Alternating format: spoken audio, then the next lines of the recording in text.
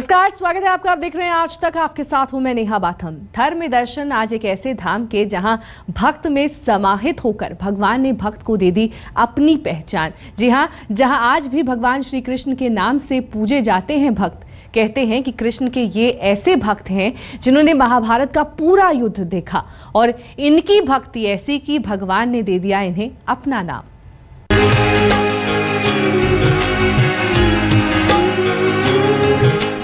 ये महिमा है उस गिरधारी की जिसने संपूर्ण सृष्टि में फैलाया कर्म का उजाला। ये महिमा भगवान के उस रूप की है जिसने भक्त में समाहित हो स्वयं की पहचान ही लुप्त कर ली। ये महिमा है श्याम सुंदर के अनोखे रूप की, भगवान खाटू श्याम की। कर्म और योग का दर्शन देने वाले योगी राज कृष्ण की, जिनकी भक्ति स्वयं पांडवों ने की। और पांडवों के पौत्र योद्धा बर्बरीक को भगवान श्री कृष्ण ने दिया अपना रूप, अपना नाम, जिसे आज सारा संसार खाटू श्याम के नाम से पुकारता है। तुम्हारे प्रबल पुरुष को देखकर मैं अत्यंत प्रसन्न हुआ।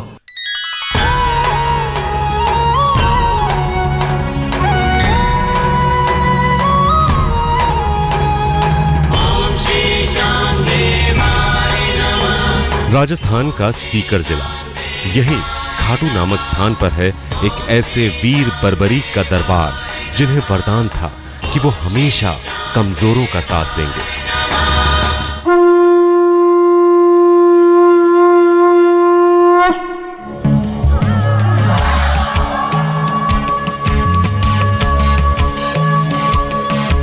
मान्यता है कि बर्बरीक अगर अपना शीश दान नहीं करते तो महाभारत जैसे युद्ध का अंजाम भी कौरवों के पक्ष में होता। श्री कृष्ण ने असाधारण योद्धा बर्बरीक को पहचान लिया और उनसे अपना शीश दान में मांग लिया। सब कुछ जानते हुए भी बर्बरीक ने अपने प्राणों का त्याग कर दिया और बदले में स्वयं श्री कृष्ण ने उन्हें दिया अपना नाम और राक्षस कुल में जन्म लेने के बावजूद देवताओं से कहीं ऊपर पूजे जाने का वरदान। भगवान कृष्ण ने इनको वरदान दिया कि कलयुग में तुम्हारी मेरे नाम से पूजा होगी, श्याम नाम से। जो आज सामने श्याम दरबार है वही श्याम है।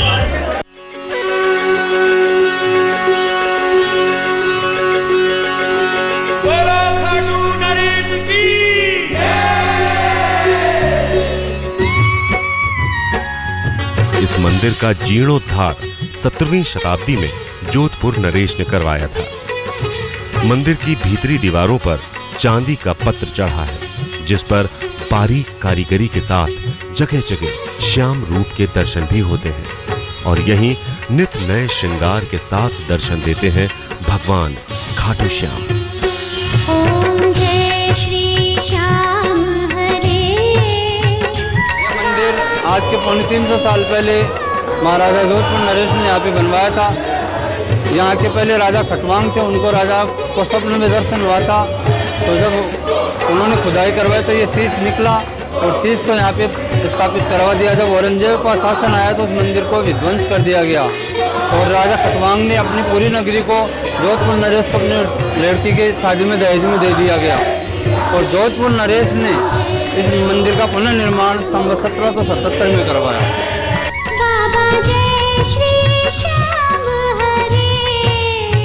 खाटू श्याम का ये धाम दुनिया में बर्बरीक का इकलौता ऐसा मंदिर है जहां भगवान श्री कृष्ण ने स्वयं को अपने एक असाधारण भक्त में समाहित कर उसे दिला दिया भगवान का दर्जा।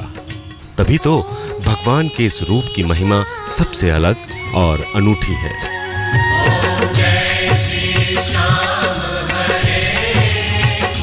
यह दुनिया में बर्बरीक का इकलौता मंदिर है।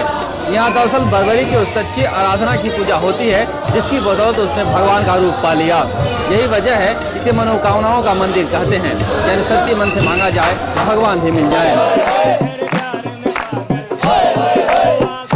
सदियां बीती, युग बीते, मगर भक्त और भगवान का कभी न खत्म होने वाला अनुराग यहाँ आज भी अपने चरम पर है।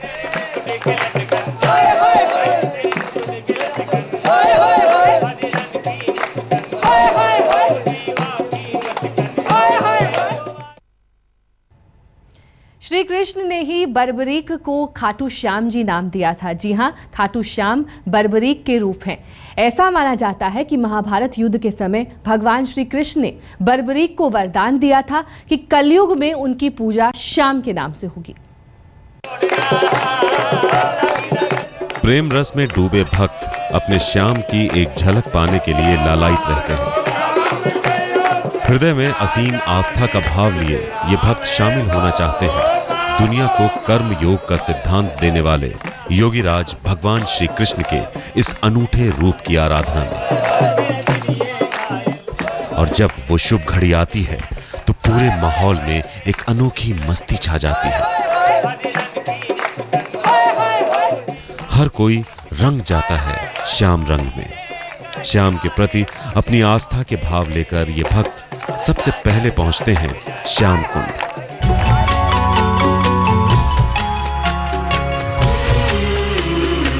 मान्यता है कि मंदिर में स्थापित श्याम का शीश इसी श्याम कुंड से प्रकट हुआ था। इस पवित्र कुंड के जल में स्नान करके ही श्रद्धालु श्याम आराधना को जाते हैं।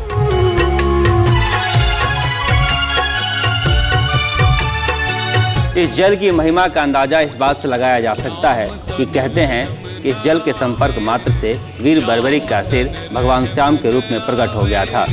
ऐसी मान्यता है कि शरीर में कोई भी कष्ट हो, विकार हो या समस्या हो, इस जल के संपर्क से दूर हो जाती है।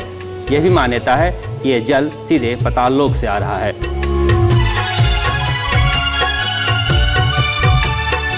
इस श्याम कुंड के पास ही है ये प्राचीन श्याम कुंड, जिसे अब जनाना कुंड भी कहते हैं। इस कुंड के निर्माण के पीछे एक पौराणिक कथा भी मिलती है।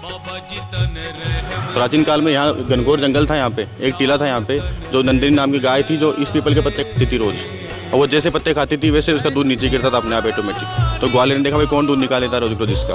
तो एक दिन ग्वाले ने गाय का पीछा किया, तो पीछा करते करते वो यहाँ तक आ गया। तब उसने देखा भाई गाय जैसे पत्ते खाती वैसे उसका दूध नीचे गिरता अपने आप। तो ग्वाले को विश्वास नहीं हुआ, उसने गाँव वालों को इकट्ठा कर लिया। सबने देखा भाई गाय जैसे पत्ते खाती वैसे उसका दूध नीचे गिर रहा है। प्रतिदिन यही प्रतिक्रिया होती रहती थी। तो किसी ने कहा भाई अंदर ऐसी कोई चीज़ दबी है जो गाय का दूध पी रही है। जब यहाँ पे खुदाई की गई तब बाबा का शीश इसी कुंड से प्रकट हुआ था। श्याम कुंड में स्नान के बाद कदम तेजी से बढ़ चलते हैं श्याम रूप के पूजन को, जो विराजे हैं खाटू के इस प्राचीन और भव्य मंदिर में। श्याम के इस धाम में रोज 5 आरतियां होती हैं, जिसकी शुरुआत सूर्योदय से 1 घंटा पहले होने वाली मंगला आरती से होती है। एक आरती सूर्योदय के 1 घंटा पहले होती है, दूसरी आरती सूर्योदय के 1 घंटा बाद में होती है। पहले आरती को मंगला आरती बोलते हैं, दूसरी आरती को श्रृंगार आरती बोलते हैं। दोपहर में 12:30 बजे भोग आरती होती है। फिर 1 बजे बाबा को चयन हो जाता है। शाम को 4 बजे मंदिर खुलता है। फिर रात को सायंकालीन आरती होती है, उसको ग्वाला आरती बोलते हैं। और रात को शयन आरती, उसको शयन आरती बोलते हैं। 3 टाइम बाबा की भोग लगता है। ग्वाला आरती के पहले बाल भोग लगता है, जो भोग लग के भक्तों में वितरण होता है। दोपहर में 12 बजे राज भोग लगता है और सायंकालीन भोग लगता है। शाम का समय हो चला है, यानी वक्त है शयन आरती का।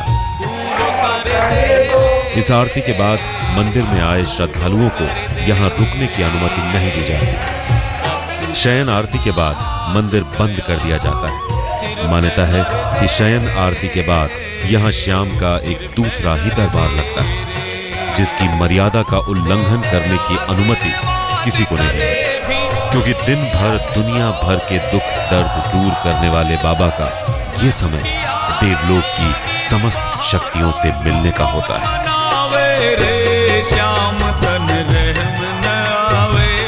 आपने श्याम के नाम से भक्त के मंदिर में दर्शन किए, आपने लीलाधर कान्हा का रूप देखा होगा, आपने राधा संग कान्हा का रूप देखा होगा, लेकिन अब हम आपको दर्शन कराएंगे कृष्ण के उस रूप के जिसमें वो एक साथ 10 रूपों में है विराजमान। क्या है पूरा रहस्य, चलिए जानते हैं।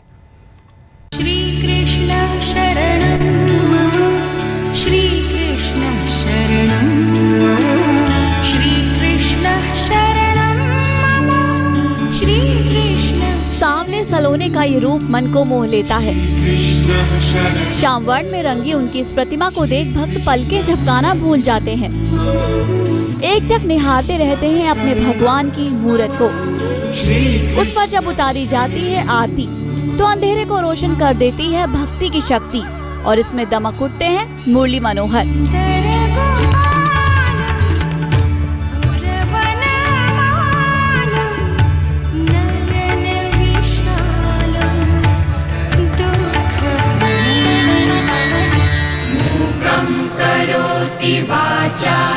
नर्मदा जिले के रामपुर गांव में बना है भगवान कृष्ण का ये भव्य मंदिर।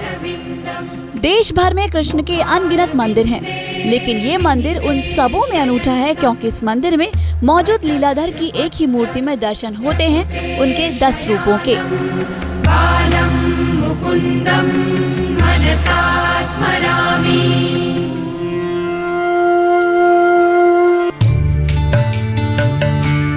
मंदिर में मौजूद मुख्य मूर्ति को भगवान विष्णु का कल्कि अवतार कहा गया और इसके अलावा विष्णु के और 9 अवतारों के दर्शन एक ही मूर्ति में हो जाते हैं। कहते हैं कई साल पहले एक किसान यहाँ के खेतों में जुताई कर रहा था, तभी अचानक उसके बैल एक पत्थर से टकराकर रुक गए। खुदाई करने पर यहाँ से निकली भगवान कृष्ण की प्रतिमा। सालों पहले ये यहाँ पे खेत था और खेत में हमारे गाँव का किसान एक जोत हल चला रहा था, उसी में ही वो हल रुक गया। वहाँ खोदने पे पता लगा कि भगवान की मूर्ति निकली है और ये मूर्ति काफ़ी प्रभावशाली है, स्वयंभू प्रकट हुई है और ये उत्तर वाहिनी नर्मदा के किनारे पे प्रकट हुई है। गोविंद बोलो हरि गोपाल। चाहे सुबह हो या शाम, भगवान कृष्ण का ये दरबार हमेशा भक्तों से भरा रहता है।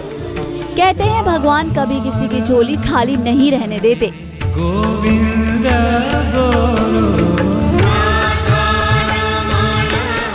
चाहे अच्छी फसल की कामना हो या फिर मुश्किलों से पानी हो निजात, भक्त अपनी खाली झोली लेकर यहाँ आते हैं, खुशियों का वरदान लेकर जाते हैं।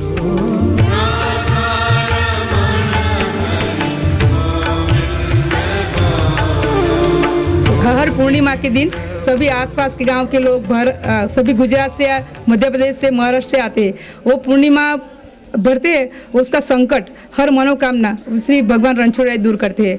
इसकी सभी दर्शन करने के लिए लोग दूर दूर से आते हैं और सभी मनोकामना वो भगवान पूर्ण कर। यहाँ पे ज़्यादातर सभी किसान लोग, किसान वर्ग और व्यापारी लोग, सभी लोग यहाँ पे आते हैं।